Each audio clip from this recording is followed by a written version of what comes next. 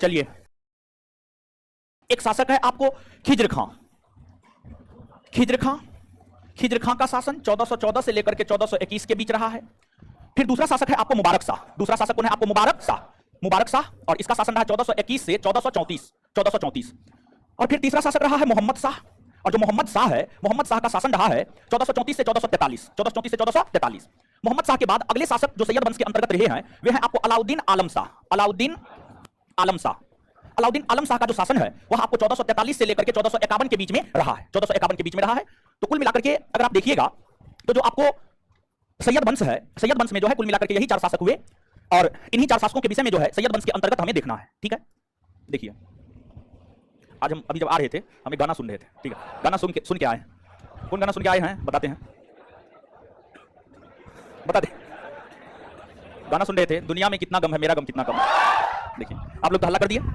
ठीक है, काय सुन रहे थे ये बताते हैं। देखिए हम आपको बताते हैं, एक टीचर को भी जो है बहुत सारी कठिनाइयों से गुजरना होता है। आपके सामने लोग मुस्कुराता है वो अलग बात है, चाहे हम हो या कोई भी टीचर हो, आपके सामने मुस्कुराता है वो अलग बात है। लेकिन देखिए पिछले दिनों लगभग 1 सप्ताह पहले एक बच्चा हमारे व्हाट्सएप पे मैसेज किया कि सर आपका सिलेबस तो ठीक जा रहा है। आप ही के बैच का बच्चा था, 10 से 12 बैच का ही बच्चा था, इसलिए आप ही के बैच में बता रहे हैं। एक बच्चा मैसेज किया कि सर आपका सिलेबस तो ठीक जा रहा है, बायोलॉजी बहुत स्लो जा रहा है। लगता है बायोलॉजी, वो जो एग्जैक्ट मैसेज किया है वही बात बोल रहे हैं, लगता है बायोलॉजी कितना दिन में खत्म होगा पता ही नहीं है, फिजिक्स और केमिस्ट्री परीक्षा के बाद होगा। ठीक है, एक बच्चा का ये मैसेज था लगभग आज से 1 सप्ताह पहले का।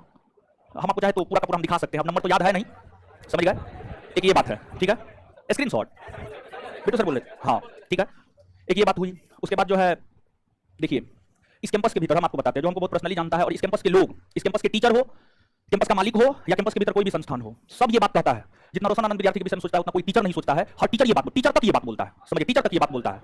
लेकिन फिर भी आपको जो है यानी सब बोलता है कि हर छुट्टी को त्याग करता है, विद्यार्थी के साथ रहता है, विद्यार्थी को पढ़ाता है, हर समय विद्यार्थी के विषय में सोचता है।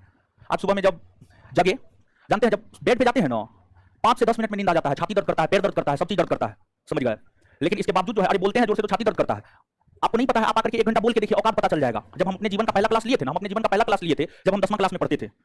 10वां क्लास में पढ़ते थे तो 5वां या 5 या 6 के बच्चा को पढ़ाने के लिए जो हम गए थे, ऐसे ही मेरा भाई पढ़ाता था, चचेरा भाई, तो उसका तबियत खराब था, कोचिंग से एकदम प्रेशर आया, नहीं आना ही पड़ेगा, नहीं आ रहे हैं तो किसी और को भेजना ही पड़ेगा। तो मेरा भाई बोला जाकर के पढ़ा दो, 5वां क्लास का बच्चा है, जाकर के पढ़ाए, और हमको लगता है 45 मिनट का क्लास होता था। उस 45 मिनट के क्लास लेने के बाद मेरा पूरा दिन हालत खराब रहा था, जब हम पहली बार क्लास लिए थे तो, समझ गए। और वो भी 5वां के बच्चा को पढ़ाए थे। क्लास लेने के बाद आइए 1 घंटा बोलिए, औकात पता चल जाएगा अपना। लगातार 5-5 घंटा, 6-6 घंटा, डेली लाइफ में तो 10 घंटा 12 घंटा तक बोलते रहते हैं। ठीक है, आज सुबह में जब जगे तो जगने के बाद हर कोई मोबाइल हाथ में लेता है, हम भी मोबाइल हाथ में लिए, अरे जो सच है वो सच है। ठीक है, तो आज का मैसेज आया हुआ है आप ही के बैच से, सर इतना फास्ट पढ़ा रहे हैं अभी तो वैकेंसी भी नहीं आया है, समझ गए। इतना फास्ट पढ़ा रहे हैं अभी तो वैकेंसी भी नहीं आया है, समझ गए। और फिर और क्या लिखा हुआ था एग्जैक्ट पढ़ के ही बता देते हैं। ठीक है, आगे का मैसेज है तो वो तो आगे में ही होगा, वो मैसेज बहुत पीछे चला गया होगा। कौन नंबर था जी? हाँ हाँ हाँ हाँ, मिल गया। हेलो सर, मैं आपके संस्थान का दरोगा बैच 10 से 12 ऑफलाइन का नियमित छात्र हूँ। डैश डैश डैश, मेरा बड़ाई क्या, हमको अपना बड़ाई पसंद नहीं। आज इतना को आज 22/10/2022 यानी बीता हुआ कल जो हिस्ट्री और पॉलिटी का लगातार क्लास चला, उससे हम ही नहीं पूरे हमारे दरोगा बैच के सभी छात्र एवं छात्रा नाराज हैं। जो सभी क्लासरूम से निकलने पर एक दूसरे से चर्चा कर रहे थे कि सर सिलेबस को जल्दी से जल्दी खत्म करने के चक्कर में लगे, वो एक दूसरे से बोल रहे थे कि आज पॉलिटी समझ में भी नहीं आया, बोल रहे थे कि सिलसिलेवार ढंग से भी नहीं हो रहा है, आगे क्या है नहीं हो रहा है, और सर के डर से बोल भी नहीं रहा है। हम सभी छात्र छात्राओं का कहना है कि आखिर जब वैकेंसी नहीं आया है तो फिर इतना पहले या फर्स्ट बैच में एडमिशन लेने से क्या फायदा कि इतना तेजी से सिलेबस भगाया जा रहा है, खासकर पॉलिटी। बहुत स्टूडेंट का यह भी कहना है कि बिहार एसएससी को लेकर सर एक ही साथ में पॉलिटी खत्म करना चाहते हैं, जो उचित नहीं है। गर्ल्स लोगों को हमने बात करते हुए सुना कि आज पॉलिटी कुछ समझ में नहीं आया और हम लोग सर से बोल भी नहीं पा रहे हैं, तो सर आपसे हम क्या कर रहे हैं समझिएगा। जिसके लिए दिन रात एक करते वो भी आपका अपना नहीं होगा समय पे, लेकिन हर कोई ऐसा नहीं होता है। बहुत ईमानदार व्यक्ति है हम, और थोड़ा सा पढ़ाने का मन किया, आ गए पढ़ा,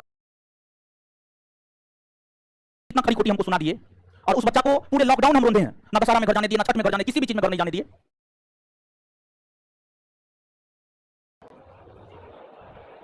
देखिए उठिए उठिए उठिए, देखिए टेलीग्राम ग्रुप का मैसेज है जी लड़की, है ना, इसमें देखिए क्या टेलीग्राम ग्रुप का मैसेज है। ठीक है, हम पढ़ रहे हैं, आप बोल दीजिएगा सही बोले हैं गलत बोले हैं, क्योंकि विद्यार्थी को आजकल विश्वास नहीं होता है टीचर को, क्योंकि टीचर लोग ही ऐसा किए हैं कि विश्वास नहीं होता। हम पढ़ रहे हैं बीपीएसएससी एसआई दरोगा, एसआई 2213, एएसआई एएसआई स्टेनो, ठीक है, यानी इस नाम से ग्रुप है, बहुत बड़ा ग्रुप है ये, हम उसको सर्च किए हैं, लाख से ज्यादा मेंबर है उसमें। उस ग्रुप में ये मैसेज है, ज्ञान बिंदु या किसी अदर कोचिंग का क्लास अगर फ्री में दूं लेकिन डाउनलोड करके पढ़ना हो तो कौन कौन लेना चाहेगा और सच में करेगा, मुझे पर्सनल मैसेज कीजिए। वो स्पेशली बिहार दरोगा के लिए होगा, पर उससे नीचे के एग्जाम के लिए और बेहतर होगा। देखिए सिर्फ कोचिंग का नाम किसका है? ज्ञान बिंदु का। ठीक है बेटा, यही ना, देखिए यही ना। हाँ, तो अब देखिए जब ये मैसेज आया तो हम पता किए कि आखिरकार हो क्या रहा है। तो हमको पता चला कि एक बच्चा एडमिशन लेता है और वो ईमेल आईडी और पासवर्ड 10 12 20 25 50, अब 1 लाख के ग्रुप में ये मैसेज गया है। और यहां पर कोर्स 5000 में ऑफलाइन और ऑनलाइन 2100 में, किसी को फ्री में मिलेगा तो छोड़ देगा। आए लाखों की संख्या में मेंबर है, उस ग्रुप का ये मैसेज है। तो हम पता किया कि आखिरकार ऐसा क्या है कि लोग एक ईमेल आईडी पर इतने सारे लोग पढ़ रहे हैं। तो पता चला कि हम बोले हुए थे, जो मेरा एप्लीकेशन डिजाइन किया है, हम बोले हुए थे एप्लीकेशन को एकदम फ्रेंडली बनाइए ताकि विद्यार्थी को परेशानी ना हो। तो बहुत ज्यादा फ्रेंडली बना दिया, मतलब वो इतना फ्रेंडली बना दिया कि एक विद्यार्थी एक वीडियो को जितना बार चाहे उतना बार देख सकता है। चलिए ठीक है, एक ईमेल आईडी 50 लोग को शेयर कर सकते हैं, 100 लोग को आप शेयर कर सकते हैं, आप अपना ईमेल आईडी, और आप भी पढ़ सकते हैं और वो भी पढ़ सकता है, ये भी बात कर दिया था। तो इसमें तो संस्थान को घाटा होने लगा, और जो एप्लीकेशन यूज होता है उसमें डाटा कंजम्पशन होता है और उसमें पैसा लगता है। तो देखा गया कि एप्लीकेशन पर जितना एडमिशन है उससे ज्यादा डाटा कंजम्पशन हो रहा है और खर्च थोड़ा ज्यादा आ रहा है। तो इस पर टोटल फुल विचार विमर्श करके जो है कल संस्थान ने एक निर्णय लिया है। संस्थान ने निर्णय ये लिया है कि अगर एक लड़का बैच परचेज किया है तो वो अपने एक मोबाइल में पढ़ सकता है और वो खुद जितना बार चाहे उतना बार वीडियो देख सकता है, वो ईमेल आईडी और पासवर्ड शेयर नहीं कर सकता। समझ गए? तो एक बात बताइए आप हमको, ये सही है या गलत है? एकदम से सही है। बताइए आप यहां पर 5000 रुपया देकर के पढ़ रहे हैं, ऑनलाइन 2100 में कर रहे हैं और किसी को फ्री में मिल जा रहा है, ये तो जिसने 5000 या 2100 दिया है उसके साथ तो अन्याय हो रहा है ये। समझ गए? तो इसलिए जो है स्पेशली ये मैसेज को देकर के हम, मेरा ध्यान भी इस और नहीं था, जब ये मैसेज आया तब हम लोग देखे कि आखिरकार ये हो क्या रहा है, तब जाकर के संस्थान ये निर्णय लिया है।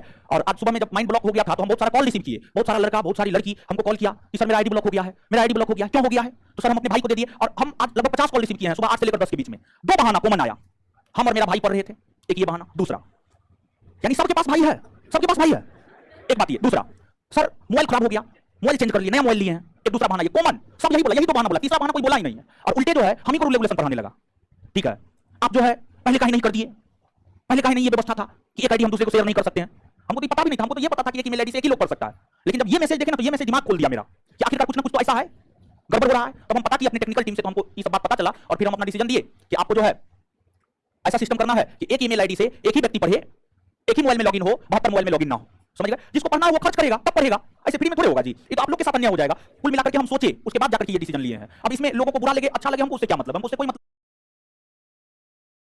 लगता है कि पता नहीं गलत कर रहे हैं या सही कर रहे हैं। तो अपने आप को एनालाइज कीजिए, अपने आप से सवाल कीजिए, अपने आप कि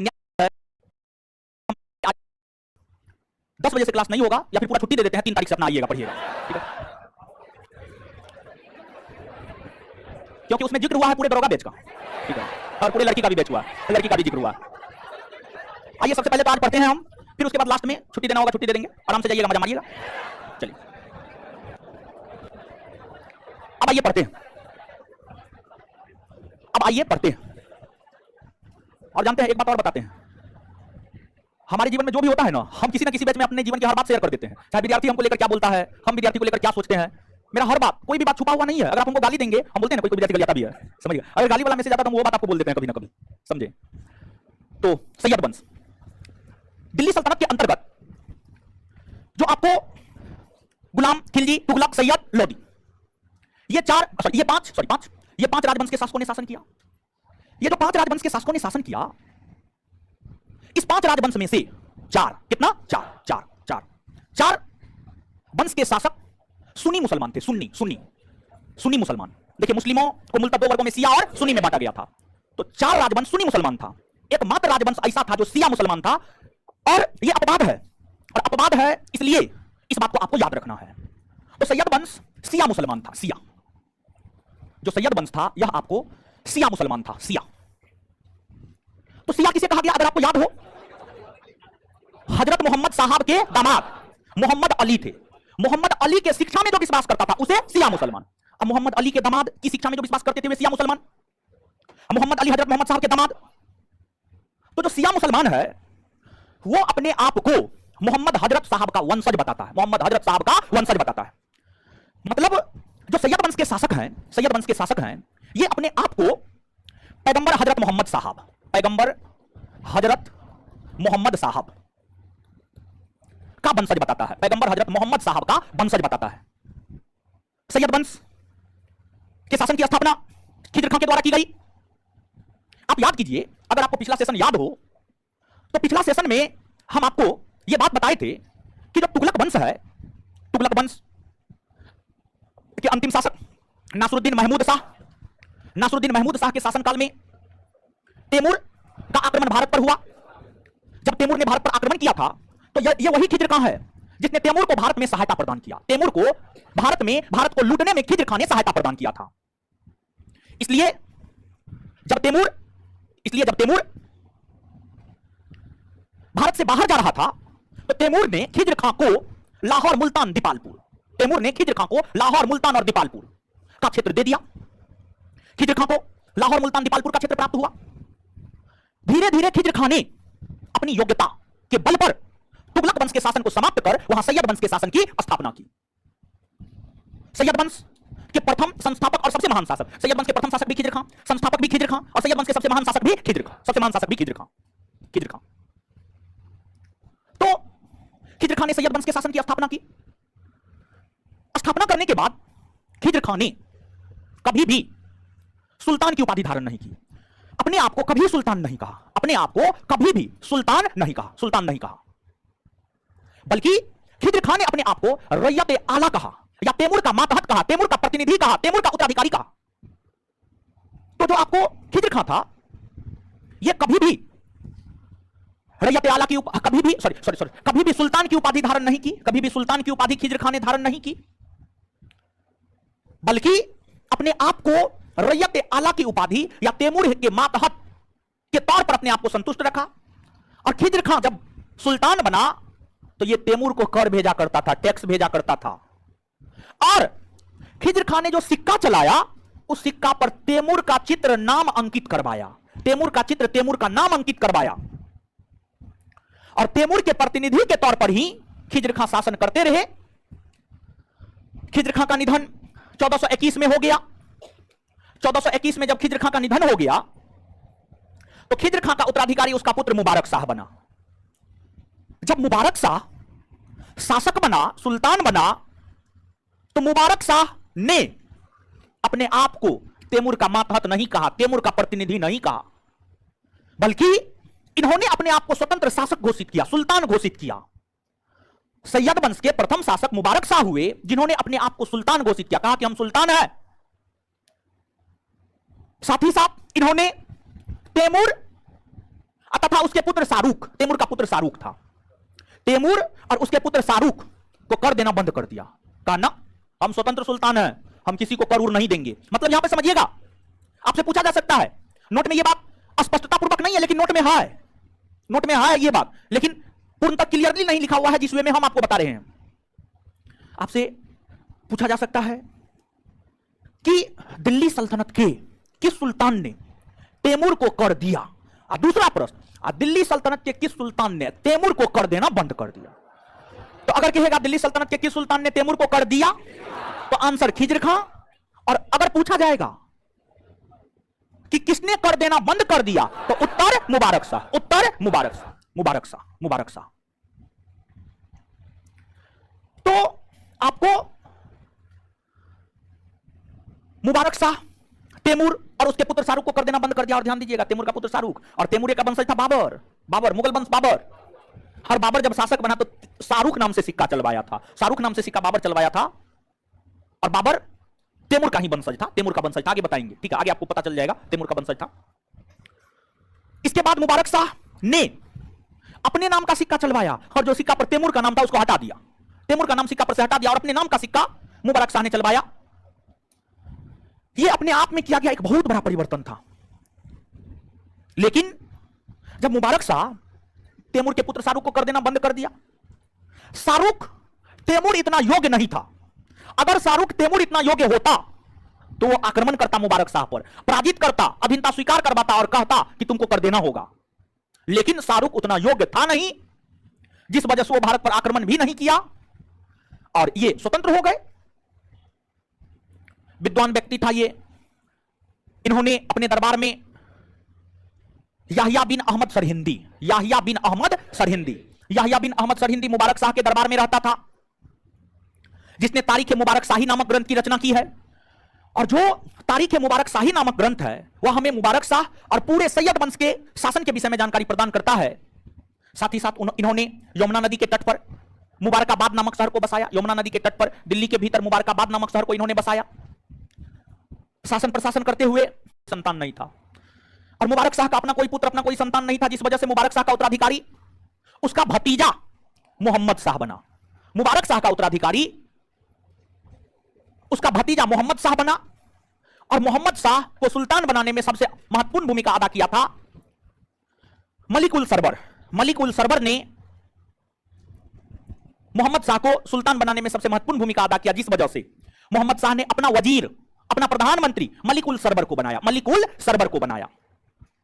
मोहम्मद शाह नाम मात्र का सुल्तान था। इनके शासनकाल में सब चीज इनके वजीर मलिकुल सरवर देखा करते थे, इनके वजीर मलिकुल सरवर देखा करते थे। मोहम्मद शाह के शासनकाल के दौरान मालवा के शासक महमूद खिलजी था, मालवा का शासक था महमूद खिलजी। मोहम्मद शाह के शासनकाल के दौरान मालवा के शासक महमूद खिलजी ने दिल्ली पर आक्रमण किया। जब दिल्ली पर आक्रमण किया तो उस समय सरहिंद के सूबेदार थे बहलौल लोदी। बहलौल लोदी दिल्ली पहुंचा और मोहम्मद शाह के तरफ से लड़ा। देखिए गौर से सुनिएगा, मोहम्मद शाह के शासनकाल के दौरान मालवा मध्य प्रदेश में पड़ता है। मालवा के शासक महमूद खिलजी, मालवा के शासक महमूद खिलजी, मालवा के शासक महमूद खिलजी, मोहम्मद शाह के शासनकाल के दौरान मालवा के शासक महमूद खिलजी ने मोहम्मद शाह के राज पर आक्रमण किया। तो मोहम्मद शाह के राज पर दिल्ली पर आक्रमण कौन किया था? तो महमूद खिलजी। मोहम्मद शाह के शासनकाल में दिल्ली पर आक्रमण कौन किया? महमूद खिलजी। जब आक्रमण हुआ तो पंजाब के सरहिंद के अफगानी मूल के सूबेदार थे बहलौल लोदी। बहलौल लोदी मोहम्मद शाह को सहायता प्रदान किया। बहलौल लोदी ने किसको सहायता प्रदान किया? मोहम्मद शाह। और उचित समय पर उचित काम करना जरूरी होता है। आप ही के क्लासरूम में एक लड़का बैठा हुआ है, अब कौन है नहीं बताएंगे, नाम प्रवेश है। 2446 में प्रीलिम्स में रिजल्ट हुआ, मेंस के टाइम में कुछ दिन क्लास चला, लॉकडाउन लग गया, हॉस्टल खोले, वो आया, एक दिन रहा और होमवर्क इतना पड़ता था कि उतना सर्वाइव कोई कर ही नहीं सकता, और जो करेगा वही रिजल्ट पाएगा। एक दिन के होमवर्क में वलवला गया, इतना होमवर्क कैसे करेंगे। और उसी के साथ जो लड़का हॉस्टल में शिफ्ट हुआ था, सब अभी ट्रेनिंग में है और 50,000 60,000 रुपया महीना उठा रहा है, और वो अभी तक आपके साथ ही बैठ करके पढ़ रहा है। ये होता है कंटिन्यूटी का मतलब, ये होता है उचित समय पर उचित काम करने का मतलब। अगर वो अपने आप को, अपने मन को, अपनी इच्छा को दबा कर रखता और हॉस्टल में रहता, लगातार मेहनत करता, तो हम आपको बता रहे हैं वो लड़का भी अच्छा लड़का है, वो लड़का भी अभी 50,000 रुपया महीना उठा रहा होता और उसके भी शरीर पे डबल स्टार वाली वर्दी होती। लेकिन नहीं, कैसे करेगा?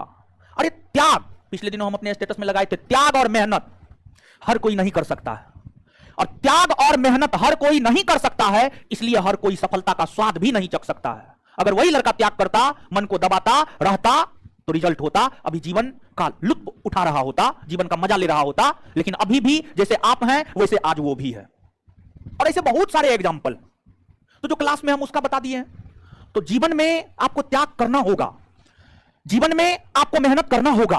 अगर हम आगे बढ़े हैं, आप हमसे पढ़ रहे हैं, आप हमको जानते हैं, तो ये हमारे त्याग और मेहनत का परिणाम है। त्याग और मेहनत के बल पर हम यहां तक पहुंचे हैं। तो आप भी अगर ऊंचाई को छूना चाहते हैं तो आपको भी त्याग और मेहनत करना होगा, तभी कोई उपाय है, दूसरा कोई उपाय नहीं है। तो उचित समय पर मोहम्मद शाह को बहलौल लोदी का साथ मिला, जिस कारण मोहम्मद शाह ने महमूद खिलजी को पराजित कर दिया। मोहम्मद शाह ने महमूद खिलजी को पराजित कर दिया। तत्पश्चात मोहम्मद शाह ने बहलौल लोदी को अपने पुत्र की संज्ञा दी, अपने पुत्र की संज्ञा दी, पुत्र की संज्ञा, और खाने खाना की उपाधि प्रदान किया। खाने खाना, खाने खाना मतलब महान में महान, महानों में महान, खाने खाना की उपाधि प्रदान की। बाद के वर्षों में जाकर 1443 ईस्वी में मोहम्मद शाह का निधन हो गया। मोहम्मद शाह के निधन होने के बाद अगला शासक उसका पुत्र अलाउद्दीन आलम शाह बना। अलाउद्दीन आलम शाह एकदम विलासी प्रवृत्ति का था, मतलब हमेशा जो है अलाउद्दीन आलम शाह यही खोजते रहता था कि जीवन आनंद में कैसे हो, कहां जीवन आनंद में रहेगा, उसी की तलाश में रहता था। तो जगह जगह जाकर घूमता फिरता था, जीवन को आनंदमय तरीका से गुजारना चाहता था। इसको आम जनता से कोई मतलब नहीं था, शासन प्रशासन से कोई दूर दूर तक कोई रिश्ता नहीं था। बस जनता कर दे रहा, उस पर हम अपना ऐश मौज करेंगे। और घूमते घूमते बदायूं चले गया। बदायूं उत्तर प्रदेश में है वर्तमान में। इसको बदायूं बहुत अधिक पसंद आया। और जब इसको बदायूं बहुत अधिक पसंद आया ना, बदायूं में रह गया। कहा हमको दिल्ली से कोई मतलब ना है, दिल्ली की जनता से हमको कोई मतलब ना है, हम अपना जीवन का मजा ले रहे हैं, हम अपना जीवन का मजा लेंगे, दिल्ली का जनता बाहर में जाए, हमको कोई फर्क नहीं पड़ता है। बदायूं में रहते हुए 1476 में, बदायूं में रहते हुए 1476 में इसका निधन हो गया। और इन्हीं के शासनकाल के समय, और ध्यान दीजिएगा इनका निधन 1451 में नहीं हुआ था, इनके शासनकाल के समय बहलौल लोदी ने, वही बहलौल लोदी जिसने मोहम्मद शाह को साथ दिया था, बहलौल लोदी ने अलाउद्दीन आलम शाह के जीवित रहते ही अलाउद्दीन आलम शाह के शासनकाल के समय यह घोषणा करी कि सैयद वंश का शासन समाप्त हुआ, लोदी वंश के शासन की स्थापना हुई। मतलब इनके जीवित रहते ही लोदी वंश के शासन की स्थापना बहलोल लोदी ने कर दिया।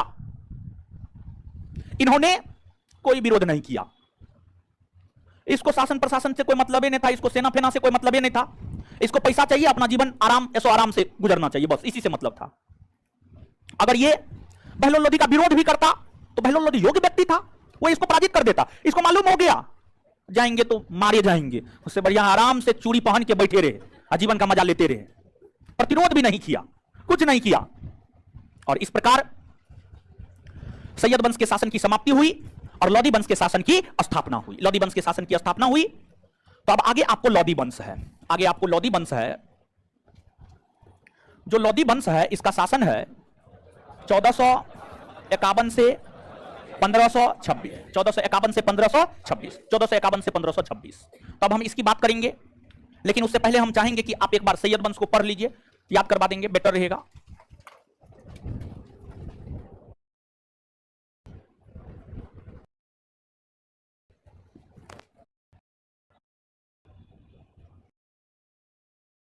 सरिंदे किसके दरबार? तैमूर को कर दिया। तुगलक वंश के बाद किस वंश के शासकों ने, कौन वंश? दिल्ली सल्तनत के अंतर्गत शासन करने वाले राजवंशों में एकमात्र सिया वंश का कौन? एकमात्र सिया वंश का कौन? और कौन से वंश के शासक अपने आप को हजरत मोहम्मद साहब का वंशज कौन बताता था? सैयद वंश के संस्थापक, सैयद वंश के संस्थापक तैमूर को कर दिया करता था। रैयत आला की उपाधि धारण की, सुल्तान की उपाधि धारण नहीं की। खिज्र खान है, खिज्र खान का उत्तराधिकारी तैमूर को कर देना बंद कर दिया मुबारक शाह, और सिक्का पर अपना नाम अंकित करवाया। सुल्तान की उपाधि धारण किया, मुबारकाबाद नामक शहर को बसाया। याहिया बिन अहमद सरिंदी किसके दरबार? तारीख मुबारक शाही के रचयिता अहमद सर, तारीख मुबारक शाही के रचयिता, तारीख मुबारक शाही के रचयिता, मुबारक शाह का उत्तराधिकारी, मुबारक शाह का उत्तराधिकारी। इसके समय वजीर के पद पर कौन था? मलिकुल, मलिकुल मोहम्मद शाह के समय वजीर के पद पर कौन था? Molecule server. सैयद वंश के किस शासक के शासनकाल के दौरान मालवा के शासक महमूद खिलजी ने दिल्ली पर आक्रमण किया? मोहम्मद शाह के शासनकाल के दौरान मालवा के किस शासक ने दिल्ली पर आक्रमण किया? महमूद खिलजी। मोहम्मद शाह का साथ किसने दिया? बहलोल। बहलोल लोदी को पुत्र और खाने खाना की उपाधि किसने दिया? बहलोल लोदी को अपने पुत्र और खाने खाना की उपाधि किसने दिया? मोहम्मद शाह का उत्तराधिकारी कौन बना? कौन बना? सैयद वंश का अंतिम शासक, अंतिम शासक कौन शहर में जाकर बस गया? कौन शहर में? और सैयद वंश के किस शासक के शासनकाल के दौरान ही लोदी वंश के शासन की स्थापना हो गई? अलाउद्दीन, अलाउद्दीन आलम। चलिए अब आइए देखिए लोदी वंश। लोदी वंश की अगर हम बात करें तो जो लोदी वंश का शासन है वह है आपको 1451 से लेकर के 1526, 1451 से लेकर 1526, 1526। आपको इस अवधि के दौरान लोदी वंश में कुल 3 शासक हुए, कुल 3 शासक हुए, जिसमें पहला है आपको बहलोल लोदी। बहलोल लोदी, बहलोल लोदी का शासन रहा है 1451 से 1489, 1451 से 1489। बहलोल लोदी के बाद दूसरा है सिकंदर लोदी, दूसरा है सिकंदर लोदी। सिकंदर लोदी का शासन रहा है 1489 से 1517, 1517।